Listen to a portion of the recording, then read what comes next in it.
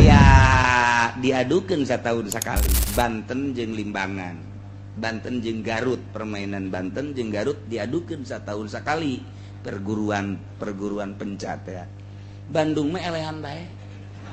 Bandung mah mata tilok diajakan.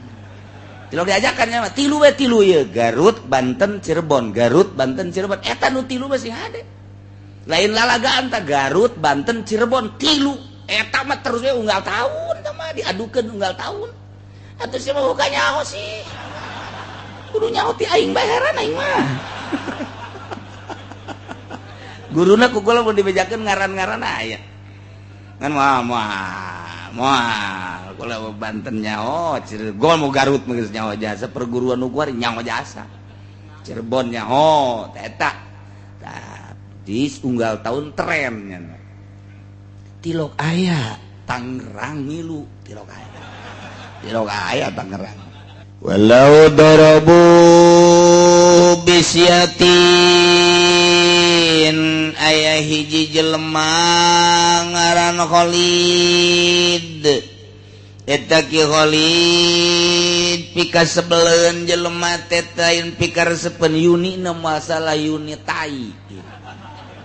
Jelema teh sayuni aya Yuni kembang bagus. Dicari uman bae ku jelema kembang mah seungitan teu tetep dicium bae. Aya Yuni na Yuni tai. Lamun Yuni tai mah boro-boro ieu mah eukeur di lantai, di kursi tetep dicempal. Cempal balangkeun Yuni tai ngaranna. Lamun boga minantu geus Yuni tai atuh keur diuk ge dicempal. Balik sia. Yuni tai. Tapi lamun urang bonan Yuni na Yuni kembang, Masya Allah aya di imah teh sareungit bae. Ka mana si eta eueuh ditatanyakeun bae. Ka mana eueuh teu gadeuleu ditatanyakeun bae. Tah eta teh Yuni na Yuni kembang. Ieu mah Khalid mah kabeneran Yuni tai. Pika sebeleun jelema pikaresepeun peureup. Khalid luar biasa ya, jadi ancaman gitu rekan-rekan pasti nu mantakos gitu teh jujur. Tadi nama rekan usahanya na di limbah teh buhal luar biasa jeung babaturanana aya meureun bangsa 10-an mah babaturanana ke pabrik bareng ke kemana bareng di warung bareng ai kuari ieu dikucilkeun diisolirkeun. Jadi dikucilkeun tak ieu direncanakeun dek dibunuh ki Khalid teh kuno 10-an. 10-an teh ki Dadap, ki Waru, ki Pengki, ki Awi tah eta tah nu 10-an. Loba. Nah, jol deh ki Khalid bener datang di Gurumutan. Jadi ki Khalid datang di Gurumutan ku 10-an, ngan make pecut atau make awi ya 10 urang ceger ku 10-an brek ngeringkuk ki Khalid teh teu kebel pae dihajar di Gurumutan ku 10-an ki Khalid ternyata pae tapi lamun diperhitungkeun peupehan saurang-saurangna moal mantak maehan. Misalnya ki Waru kumaehan ku neungeul sakitu mah moal kudu pae. Ki Dadap ge neungeul sakitu mah moal kudu pae. Ki Awi neungeul sakitu moal kudu pae. Ki Umar teungeulan sakitu moal kudu pae. Zaid teungeulan sakitu teh moal kudu pae, mun ku sorangan teungeulan sakitu moal pae, lamun ku lantaran ku 10-an jadi pae. Nah ieu kumaha keputusan hukum syara lamun aya hiji jelema Khalid misalna di Gurumutan ku 10-an kemudian pae, sedengkeun hiji-hijina teungeulan teh anu sabenar mah ghairu qatilin, urusan kisosna kumaha fafil qisas alaihim aujuhun, nurutkeun cek hukum syara soal kakenaan ku bales pati yakni qisas ieu adalah aya sababaraha jalan dihitung ku ulama ternyata aya 3 jalan. ngendi dia dipuat nu asohna wungkul jalan kahiji yajibu ala jamil kisos sapuluhanana paehan cek keputusan jalan nomor kahiji sapuluhana puluh kabeh alasan nu mantak dibunuh supaya ulah terjadi deui pengkeroyokan seperti gitu. Biasanya nama bulut kabeh supaya kaila yasiru zari'atan ilal qatli ulah sampai terjadi di mun engke dibunuh kabeh 10 batur moal daek ngeroyok deui kahiji. Nomor kedua sabalikna tinu tadi layajibu ala wahidin minum ieu mah kabeh teu kudu dikisos lantaran kabeh ieu henteu ngeunaan teunggelanana kapan henteu mematikan jadi sarwajeun membunuh syibih amdin berarti teu kudu dibunuh hanya bayar diat hungkul saurang-saurangna 1000 onta lumayan tah 1000 kali itu hiji onta teh mun urang 1 juta lah 1 juta 10 juta jadi 1000 kali 10 juta seberapa? 1000 kali 10 juta ya. Dasar SD puyeng nih mah puyeng jang hitung yang budak SD mah 1 juta tambah 0 hiji jadi sabaraha isi musik itu kan gehesek eneh bae jadi 1000 gitu tambah 3 gitu 1 juta tambah 3 jadi seberapa? 1 miliar siapa nyawa ngarantinya rupa itu 1 miliarnya asal kapai ge moal tanya ke duit 1 miliar moal paling jago 1 juta 2 juta tak geus digenengan bae kudu diimah aduh keur carita tah eta kos kitu mahal horeng jelema teh ieu lamun 10 miliar ulah dibunuh bayar diat bae nu cak nu awal mah bodoh kabeh teu kudu bayar diat supaya ulah terjadi deui kaul kadua mah ulah dibunuh sebab pukulanana tidak mematikan mun saurang-saurang mah moal paeh mun saurang mah kulantaran 10 haji gurumutan paeh ieu bayar diat bae. Nah kaul nu katilu dibuat di dieu ialah nu paling asoh berdasarkan dalil-dalil otentik setelah ditarjeh eseta lamun urang nyaritakeun tarjeh panghese-hesena narjeh sebab neangan kaul nu paling kuat mentek Ibnu Hajar mah jago jasa ahli tarjeh manehanna ieu kieu putus kieu ieu kieu putus kieu eta teh lamun jelema geus kos kitu luar biasa otakna teh kumaha tinggal nuturkeun bae Imam Romli Ibnu Hajar teh eta bangsa jelema-jelema nu otakna brilian geus teu kudu hararese mukaan ijtihad cara Muhammadiyah mending mun becus buku teh becus atuh teh tinggali bae dina kitabna cocoknya da Ibnu Hajar motom spira ulama cekal bukna tutugkeun habek deuk ulama hese kos tu becus bae nah kalau katilu asahuha yajibu intawatu jadi kalau katil musigar tengah nukatilu pang asohna nu dua tadi adalah asupna kana soheh muqabil soheh ialah asoh ialah nu bisa dipertanggungjawabkan yajibu wajib dikisos intawatu lamun memang manehanana mupakat ay ittafaqu ala darbitil kadarabat manehanana memang benar-benar bertujuan untuk membunuh nah ieu mah nurutkeun ceuk kaul Allah tetap wajib kakenaan ku kisos keseluruhannya jadi ditilik heula motifna apakah cuma dek menganiaya apakah memang nyanat bener-bener dek ngabunuh. Karena ya jelema cuma dek nganiaya doang terjadi pae. Eta ditinjau heula teliti heula, iyalah kudu disidangkeun heula ka meja hijau. Setelah diteliti dari hasil penelitian mengarah karena tawatu, ia bunuh kabeh supaya ulah terjadi pengkeroyokan deui. Kuari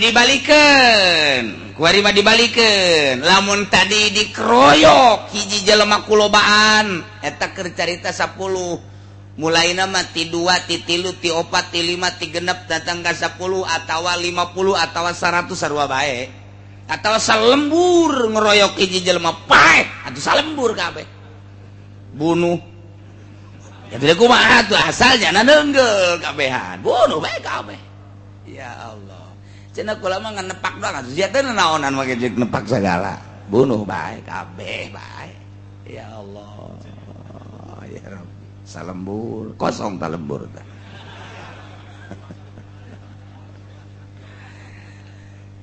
Kuari mah dibalikeun aya hiji jelema sorangan ngabunuh jelema lobaan. Sorangan limanya ngabunuh lobaan aya 10 dibunuh ku sorangan. Kakarak 10 sabelah aing 40 ya. Sabelah ieu 40 sia mun hayang nyaho mah. Ieu mah kakarak 10 leutik tawa 10 mah. Tah dibunuh ku nyana 10 ku sorangan. Ai tadi mah itu sorangan ku 10-an. Ku ari mah 10 ku sorangan. Masya Allah. Pohara jasa. Emang pantes jelema sorangan ngabunuh 10 ge lamun okos Sayyidina Umar. Sayyidina Umar mah ieu kumisna ge ta gambaran dina kitu caritana hikayatna ti dieu gede ka dieu makin leutik ka dieu mecut. Jampang jago Betawi mah can sakumaha. Maka dieu wah anu Sayyidina Umar. Jeung carang seuri Sayyidina Umar. Jawara seuri teh jore jawara seuri we. Kos algojo kumaha atuh lain algojo wae. Dipilih badal algojo teh nu tilok seuri. Tilok paling ge nya mah mesem sabelah. Tah si Umar ieu teh kacekel ku sorangan peupeuteuyanan lamun dikitukeun teh teu nempel. Urang mapan ku sorangan kecekel. Ku gede jasa berarti. Seter Sayyidina Umar, Masya Allah. Detik pangadegna nu luar biasa. Wah, moal aya di Mekah tenarna Sayyidina Umar. Sieun kabeh ka Sayyidina Umar. Jadi lamun Sayyidina Umar geus nampiling, dak kelenger. Di Sayyidina Umar, sakitu can make menyem-menyem eta. Oh, kok make menyem-menyem. Tah ieu ge aya hiji jelema gagah maehan lobaan. Ki Khalid tatadina kabur ti lemburna haju ka ditu ka Banten belajarnya na di Ciseeng. Waduh luar biasa pencaci Ciseeng teh atuh. Ngagelok deh kadinya tata Karawayan. Oh harap tati Cibeo meureun terus kadinya nyana. Permainan nanggeus bisa pucuk umun satungtung deuleu. Pokona mah angan keluar tina syariat eta ilmu kos kitu mah tah. Tak Karawayan teh kos kitu nyana. Aing moal ngaganggu ka dia ulang ngaganggu kang aing. Cak Rawayan tuh dia ngaing-ngaing. Itu tah bahasa Rawayan mah cakeun. Aing bakal ngelek ku dia ngan tetep aing bakal perang jeung dia. Bahasa Rawayan eta kos kitu. Sebab aing boga ilmu pucuk umum 40 imah ku aing bisa salengkah. Tetep aing eleh perang ngan tetep aing kudu perang wae jeung dia. Tolol tuh coba. Eleh geus nyaho tapi perang wae. Urang teh bakal perang deui ti bibiti Tangerang, Serang, Pandeglang. Tah kadinya ka Cibeo. Tah eta mah kabeh bakal perang bae. mantap ieu kuarinya ka dieu dagang naon gitu ngaranna madu sagalana eta teh jana keur nyelidik jalan lain dagang-dagang deui ieu teh deuleuh sejarah Banten emang kumaha gitu supaya engkenya nyaho jalan mun di pasar kemis ka dieu dietek ka dieu mantap cenah mah lain sadagang-dagang karuyuk ge banyak dagang karuyuk terus bae ku nya tah cek cenah ge dia ulah ngaganggu ka ngaing-ngaing moal ngaganggu ka dia ngaing-ngaing pokona mah aing bakal eleh cenah mun perang jeung dia tapi aing mah bakal perang bae jeung dia jeblon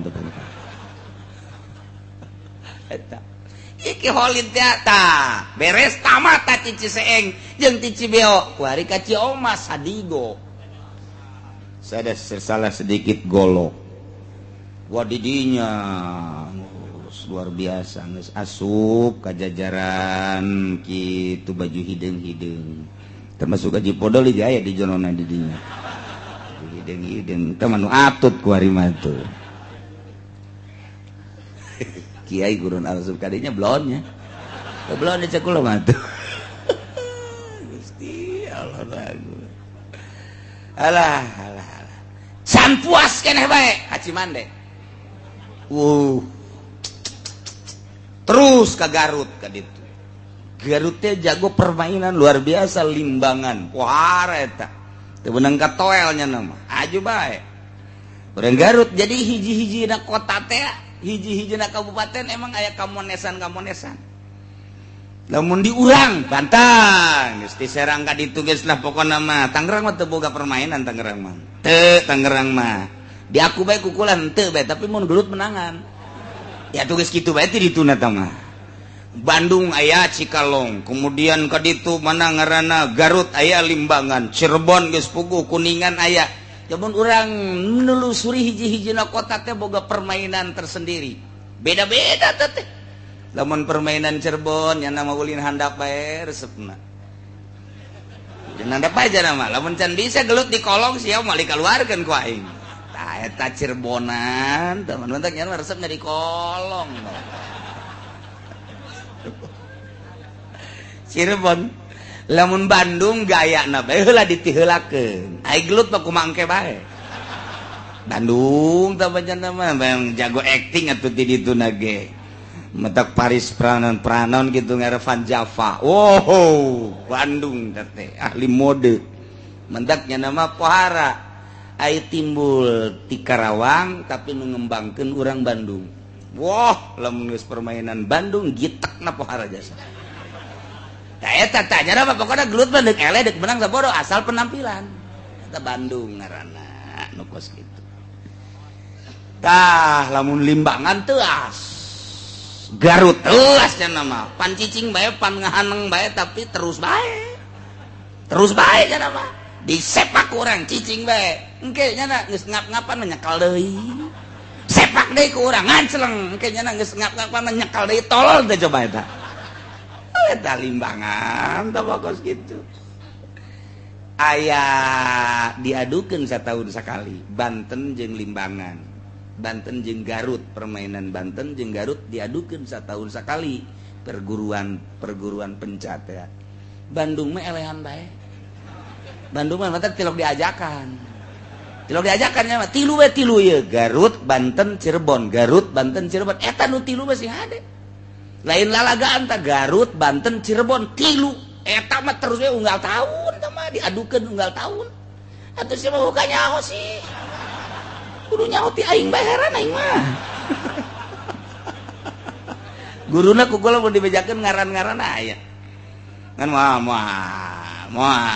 kula Banten nyaho Cirebon mau Garut mah geus nyaho jasa perguruan nu kuari nyaho jasa Cirebon nyaho tah eta tah di unggal tahun trennya tilok aya Tangerang ngilu tilok aya Tangerang cuman cekolot baheula sing hade ngalawan Tangerang mah sebab Tangerang mah tikoro beda tikoro mah atuh hartina tikoro atuh kabeh ge leumpangna kan melalui tikoro Banten ndek ka Garut liwat Tangerang asup heula ka tikoro lamun teu pamit di Tangerang eles ya kudu pamit ser nu boga Tangerang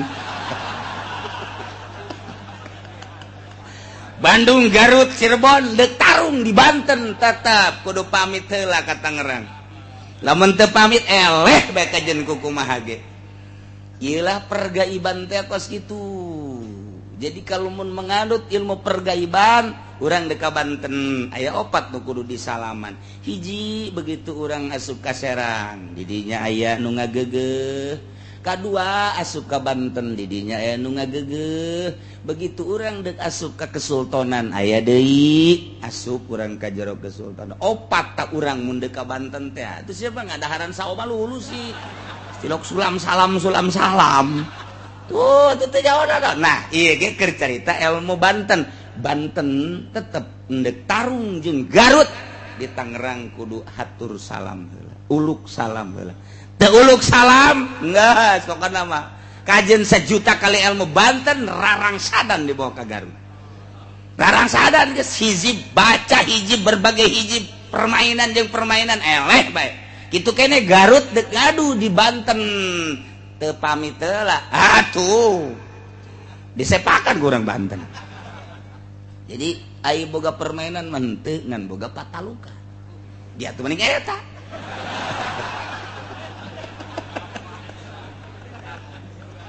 Aduh Gusti Allah lagu keur carita ilmu kadugalaan model kitu ieu ka mana ya Holid gara-gara nama ye guguru jadi jagoan ki Holid teh. Nah kuari ki Holid sorangan ngabunuh 10-an teu sabaraha ngan ngabunuhna teh murotab hiji-hiji tarung ka dieu sia ceker bak modar kadang-kadang sia ceker modar nu hiji kadang dak modar nu hiji deui mah diome sia nek sanasib sia jeung itu atuh da kumaha ayo gebugan heula ayo cansak kumaha teu karasa modar murotab hiji pae kabeh datang serse ya, tangkep ki Holid bawa ke Polsek Pasar Kemis Polsek sieun dinya bisi ngamuk bawa ke Polres gesieun bawa ke Polda. Nah diinterogasi lah di Polda keputusan aya di hakim setelah disidang taya menurut hukum syara kumaha ieu wa man qatala ieu Holid maehan jaman 10-an atawa 20-an atawa 30-an atawa salembur muratab hiji-hiji tetap eta Holid kutila buluh ngan ieu anu kan kewajiban KPG kan ieu hayang ngabunuh ki Holid. Nu mana ieu nu mesti ngabunuh ka Ki Holid teh di awalihim nupang awalna nu dibunuh eta lah nu berhak untuk membayar pati balas pati nupang heulana dibunuh ternyata nupang heulana dibunuh teh Ki Zaid keluarga Ki Zaid lah nu berhak untuk membunuh Ki Holid nu sejen mah atuh aya geus dibunuh mah nya dipaehan deui jangan sakali pan atuh paeh mah geus teu meunang dicaca geus bae eta anu kaditu nu 9-an deui diat jadi tetap keluarga Ki Holid nya Holidna dibunuh modar nya ieu nu 9 tanggung jawab keluarga kudu mere diat 1000 aya 9.000 mun aya bapana teh nu tanggung jawab Bapak Holid bapana eueuh aya ge mamangna cek mamang sial teu puguh teu karu jabat tilok naon tilok cenah ka dieu lain mere warisan mere nu kos kieu mamang ge aya ge kakana jeung adina keluarga kabeh tanggung jawab mun henteu di akhirat urang tetep bae kabeleteran eta pan berat eta kos kitu nyana ada boga kalakuan teu beres tapi keluarga kudu tanggung jawab. Masya Allah kumaha lamun sakaligus ngabunuhna Ki Zaid 10 sakaligus kunyana teh dibagutet dibakutak di talian dah 10-an. Nah beres dihijikeun tek langsung pedang bulat sekaligus.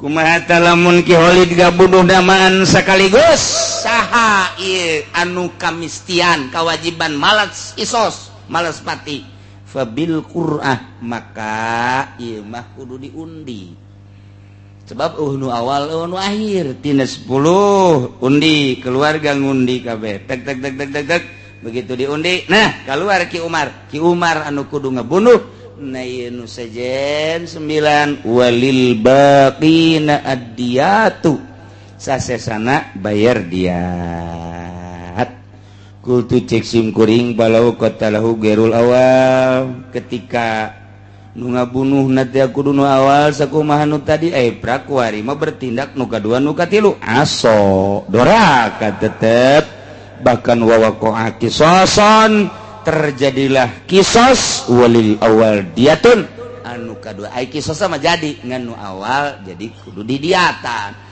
misti nama Ki Umar lantaran Ki Umar nu dibunuh pangheulana kuari endah anu katilu nu ngabunuh teh Ki Umar hakna dicokot ku nu katilu jadi bae kisosna ngan Ki Umar berarti kudu dibayar diat wallahu a'lam bil